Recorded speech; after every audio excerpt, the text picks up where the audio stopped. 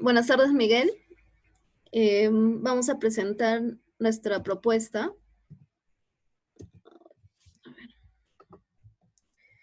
Somos el grupo número 1, conformado por mi persona, por Guillermo Quesada, Susan Calderón, Jorge Isla y Graciela Manrique. Bueno, nosotros hemos abordado el tema de lo que es el teletrabajo como punto general y las herramientas de gestión para esta incorporación tecnológica. Eso ya lo voy a detallar más adelante, pero partiendo de esto, planteamos los antecedentes, el estado de arte, que internacionalmente el teletrabajo surge como en los años 70 y es concebido como la idea para evitar desplazarse al lugar de trabajo, y esto surge en Europa. Sin embargo, no hay una normalización, no hay unas reglas que rijan esto, y en el 2012 alguna legislación sacan por Europa. En el caso del Perú, el antecedente más importante se encuentra en un texto único ordenado de ley, que en un decreto supremo 00397, pero es muy general.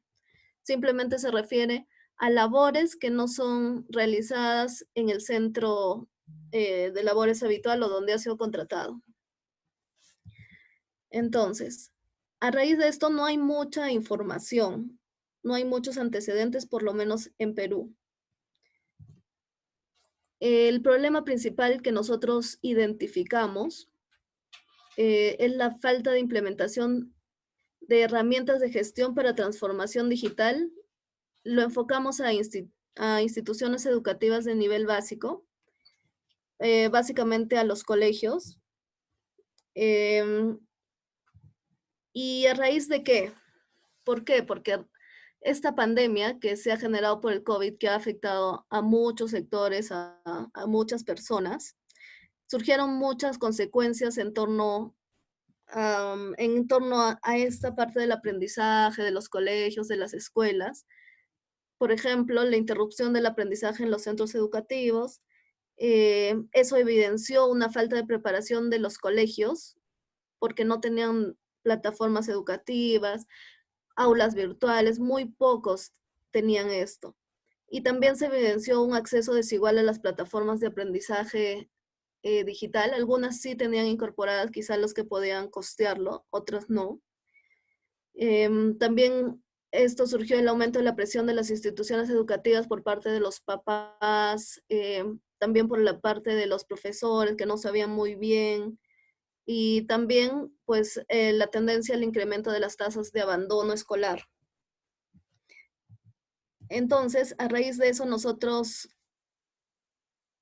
identificamos este problema general, como veníamos diciendo, la falta de implementación de estas herramientas de gestión. Primero, una gestión al cambio, porque claro, sacarlos de la zona de confort a la que están acostumbradas requiere realizar o implementar esas herramientas de gestión del cambio para recién transformarlos digitalmente. Nuestra solución justamente fue la implementación de estas herramientas para iniciar luego de esto la transformación digital en estos colegios. Nuestra hipótesis por la que partimos fue si con las herramientas adecuadas para la gestión de cambio en estas instituciones de educación básica regular se iba a lograr la transformación digital. Después partimos con nuestro objetivo general, que sería incorporar estas herramientas en 2 instituciones de educación básica regular en Lima, como capital. Y los específicos, pues definimos concientizar a los directivos sobre la importancia de lo que es implementar estas herramientas tecnológicas en su centro educativo. Por brindar herramientas tecnológicas para que no exista un estancamiento y para que todo siga fluyendo. Y también mejorar la capacidad de estas instituciones para que estén preparados para los cambios, no solamente a raíz de la pandemia, sino a muchos otros cambios que puedan suceder. Bueno, de acuerdo a eso, definimos nuestros indicadores de impacto, en parte es la gestión, y definimos indicadores como productividad con medios de verificación de cumplimiento de objetivos y nuestros supuestos, ¿no? Que pusimos incrementar la productividad un 30% respecto a lo que no se venía haciendo. Otro indicador, la parte de la asistencia, los resultados, las quejas y reclamos, las capacidades, las capacitaciones, la adaptabilidad a lo que es el teletrabajo y cada uno con su medio de verificación y nuestros supuestos encontrados. Para hacer esto, definimos un cronograma que debe partir de una línea base de cómo está la situación actual en los colegios, cada uno con actividades, desde una estructura de desglose del trabajo, identificar los grupos focales prioritarios y la identificación de requerimientos para este teletrabajo. Pero luego de eso, debemos intervenir para generar una gestión del cambio, con diseños de estrategias. También definimos aplicar lo que es Design Thinking y talleres de incorporación tecnológica. Luego de eso, unas pruebas aplicativas de acuerdo a la herramienta que íbamos a incorporar de las existentes. Después de eso, como tercera fase, la medición de resultados de intervención de gestión de cambio, aplicando ya estas herramientas, acompañándolos con el soporte tecnológico y luego de esto las entrevistas, cómo se han ido adecuando. Y por último, pues nuestra propuesta de herramienta de gestión del cambio, donde va a partir de un líder para esta gestión, crear equipos de gestión, implementar estas herramientas y luego analizar cómo es que ha habido un antes y un después de esta implementación. Lo realizamos en 4 meses porque consideramos que esto tiene que ser rápido debido a la coyuntura. Incluso nos parece largo el camino, pero lo definimos en ese tiempo. Y en nuestro presupuesto consideramos algunas partidas donde dentro de los recursos humanos, un ingeniero de sistemas, un especialista en educación, un programador para cualquier cosa que se requiera, o las laptops, servidores, para implementar estas herramientas ya en la parte más digital. En las consultorías, el manejo de herramientas digitales por consultoras especializadas que ya tienen un avance en esto, una consultoría en Design Thinking y pues en servicio a terceros, instalación de equipos tecnológicos, servicios logísticos, hosting, dominio y en otros gastos elegibles, acondicionamiento. Bueno, en otros gastos elegibles es como opcional, por así decir, si se necesita acondicionar el lugar donde estarían los servidores, donde estarían lo que se requiere para estas herramientas digitales. Sí. Básicamente es eso de lo que se trata nuestro proyecto. Perfecto. Exacto, no sé si te mandé un mensaje justo de que te faltaba un minuto. Sí, estaba como pendiente. Ya, ok. Muy bien, Yoselí. Entonces, algunos comentarios. Voy a yo compartir pantalla, dame un segundito. Eh, Solo para que veas. ah, Ya, por yo dejo de ejemplo. compartir. Sí, de ahí Ya, vamos a hablar de tu PPT. Tenemos unos sí. minutos todavía, pero quiero que veas algo. Y yo no sé si van a tener el tiempo para, de hecho, por los tiempos cortos probablemente puede pasar. Hay algo, un segundo. Ah, está, este debe ser. Y debo tener aquí una presentación. Ah, ¿dónde estás? Presentaciones. Había una. Acá. Y taller de cierre. Ya. Este es un proyecto que hicimos hace ya un montón de tiempo en la Universidad Cayetano. Voy a compartir la pantalla ahora. Está abriendo recién. Vamos a ver. Ya. Entonces, no es el mejor, o sea, incluso no creo que sea el mejor ejemplo, pero para que lo tengas en cuenta, share screen Ujú. y presentación detallada. Ya.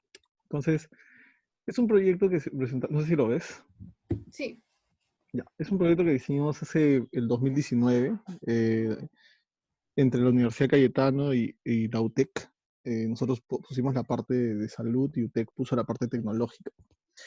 Eh, y era un sistema de telemedicina para monitoreo y decisiones en cuidados crónicos y paliativos, ¿no? Y lo financió Innovate esa época. Este, por ejemplo, una de las cosas que yo creo que tienen que tener en el estado del arte son cosas así, o sea, mensajes clave, ¿no? Sé que les puse una diapo, pero en verdad necesitas como algo muy puntual, ¿no? O sea, acuérdate que no todos son, tu audiencia muchas veces no son expertos en el tema y tienes que contextualizarlos muy rápido, ¿no? Entonces, si yo pregunto qué es cuidados paliativos a un auditorio que no es médico, probablemente el 30% no sabe qué es y el 70% tal vez sí, porque tiene incluso tal vez una experiencia, ¿no?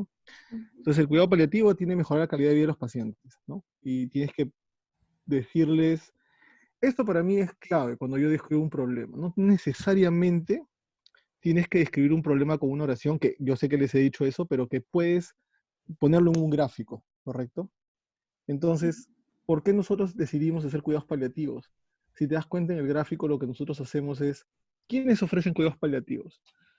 Y ponemos que el privado tiene la gran oferta, ¿no? Las asociaciones público-privadas también, y que el público tiene esto, ¿no? Entendiendo que, voy a poner el puntero, y aquí no te preocupes, es todo lo que voy a mostrar, entendiendo que el sector público es el que atiende al 60% de la población peruana, ¿no? Ujú. Y el otro 20 o 30% lo atiende salud. Entonces los círculos se invierten cuando ves la cantidad de personas que se atienden en cada uno. Eso es un problema, por ejemplo. Ujú. ¿No? Incluso creo que, no sé si, ya, y lo otro era, ¿quiénes cuidan a estos pacientes? El equipo médico especializado, muy poquitos. Algunas enfermedades técnicas, un poquito más. ¿Y quiénes cuidan normalmente a esos pacientes? La familia. Mm. Entonces, en 2 diapos, y ahí paro para la presentación para que tú por favor me compartas, en 2 diapos yo te enfoco cuál es el gran problema que tenemos con los cuidados paliativos, que es un problema de oferta pública y es un problema de capacitación de personal. Y ya está, no necesito decirte más.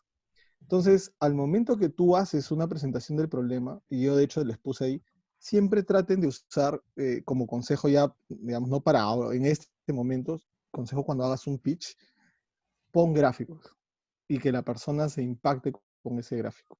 Incluso hay un recurso que es muy usado, que es o sea, algo que me pudo haber pasado a mí, ¿no? O cuentas una experiencia personal respecto al tema, ¿no? Por ejemplo, ¿no? Yo soy papá y tengo dos hijos, uno está en el colegio. Entonces digo, es un gran problema que tengo ahora para comunicarme con el colegio, no hay procesos de gestión claros, no saben lo duro que es ahorita conectarme con el colegio y le cuentas un poco tu problema y ¡zas! Le das el empuje mayor a la justificación, porque es una buena estrategia cuando tú personalizas hacia ti el problema. Ujú. Correcto. La persona se va a conectar contigo. El grupo de personas que te va a escuchar se conecta contigo. Es una muy buena estrategia cuando tú presentas. Eh, dame, espérate un segundo, dame el control. ¿Así? No, no, vuelvo a compartir pantalla, por favor. Ah, sí, lo que pasa es Vamos, que no, claro, lo hicimos muy sí, sí, sí, lo cuadriculado, sé, por pero así decirlo. solamente, sí, está bien, pero tenlo en cuenta, ¿no? Sí. Entonces, por eso te digo, una buena estrategia siempre es personalizar el problema, hacerlo tuyo, Ujú. ¿correcto? La segunda recomendación es usar la mayor cantidad de gráficos posible, ¿ok? Vamos de la primera hasta la última diapo para cerrar, vamos desde la primerita, ya. Sube.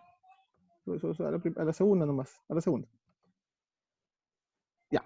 Otra cosa que yo siempre sugiero es pon experto en qué es cada uno de los integrantes del equipo, ¿no?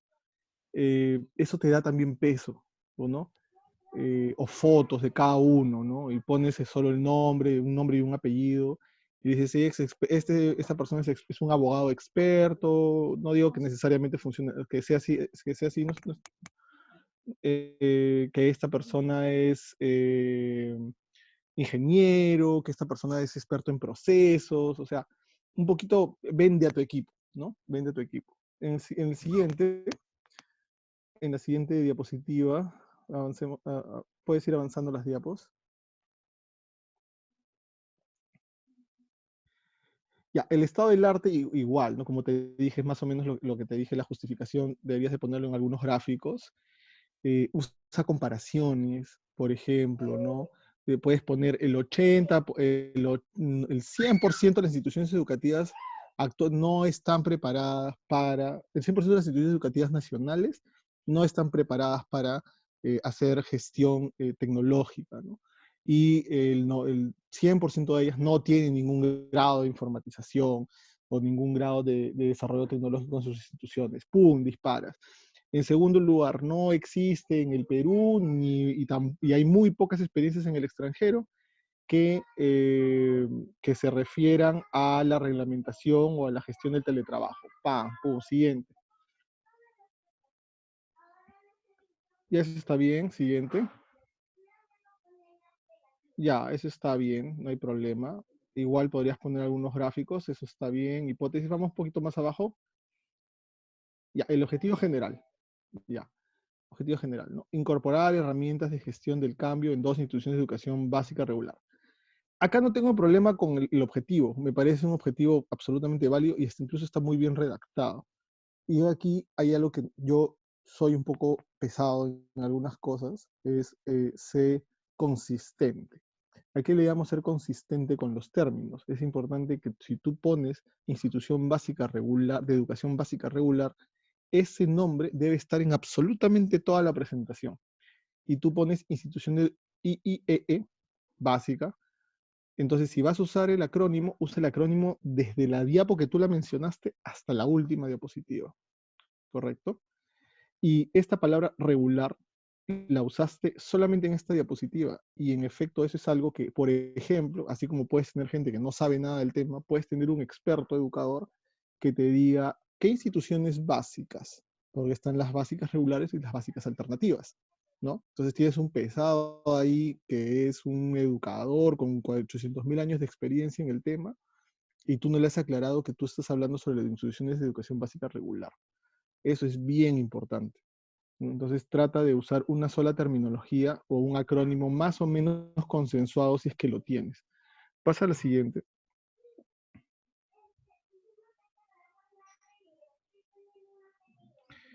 Ya, ahí también está bien, eso ya lo habíamos corregido. A ver, baja. Ya, ahí yo tengo un detalle respecto a los tiempos, ¿no?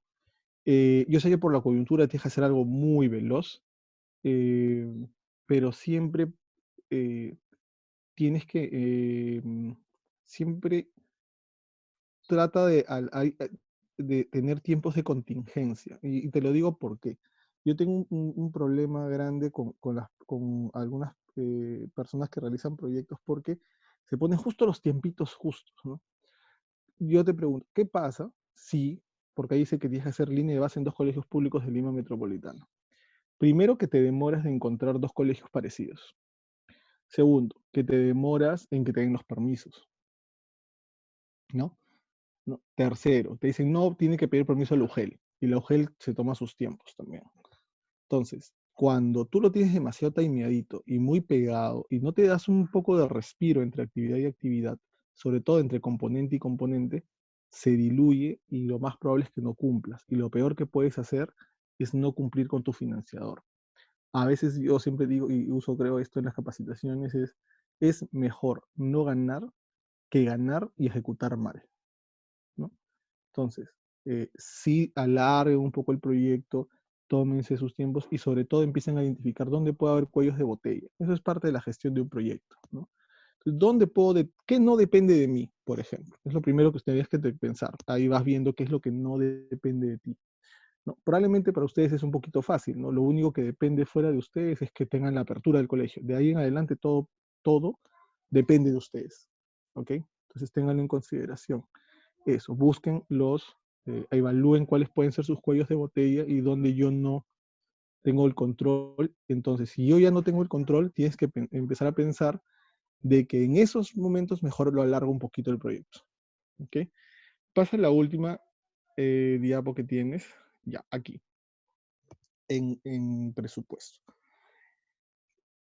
Hay algo que tienen que tener en cuenta siempre. En recursos humanos, el primer ítem, la primera fila de recursos humanos es el coordinador de proyecto o el coordinador general del proyecto.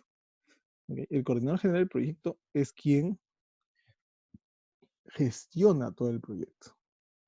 Siempre se pone, si quieres, le pones 0 soles y 0 en tiempo y mes. O 4 meses en tiempo y mes y 0 soles, pues no te va a costar. Pero siempre se pone, porque ¿a quién le voy a reclamar que el proyecto se ha hecho mal? No. Al ingeniero de sistemas no, al programador menos. Y al especialista en educación tampoco, sino al gestor de proyecto o coordinador general del proyecto o investigador principal cuando lo presentas un proyecto de investigación en Concity. Ten en consideración siempre eso, ¿no? Y lo segundo es bien difícil a veces entender cuál es la diferencia entre un recurso humano y una consultoría, ¿correcto? El recurso humano o el equipo formulador es aquellos que son responsables de la ejecución del proyecto, ¿correcto? Solo para que lo tengas en cuenta. Un programador no puede ser responsable de la ejecución del proyecto. Él está debajo de alguien. Entonces, lo pones como recurso humano en uno de los últimos, pero tú tienes que tener un grupo de responsables, empezando por el coordinador general y algunos otros. Podría ser ese ingeniero de sistemas y ese especialista en educación. Y tienes a 3 responsables, ¿no? El responsable general, el responsable de la parte de sistemas y procesos y un responsable de la parte educativa. Y si no, tienes 3. Eso tienes que tenerlo bien en cuenta, ¿no? Y otras cosas. Y aquí acabo cuando tú pones consultorías. Consultoría en el manejo de herramientas digitales y consultoría en design thinking. ¿Qué es lo que qué es lo que ellos te van a dar? ¿No? ¿Qué te va a hacer una consultoría de design thinking? ¿Va a ejecutar la estrategia? ¿Va a capacitarlos a ustedes? Entonces, cuando tú pones consultoría en design thinking, yo puedo pensar que van a llevar un grupo de personas que les va a enseñar al equipo, al recurso humano, al equipo formulador, les va a enseñar a emplear esa estrategia, o que ellos van a hacer esa estrategia con el colegio.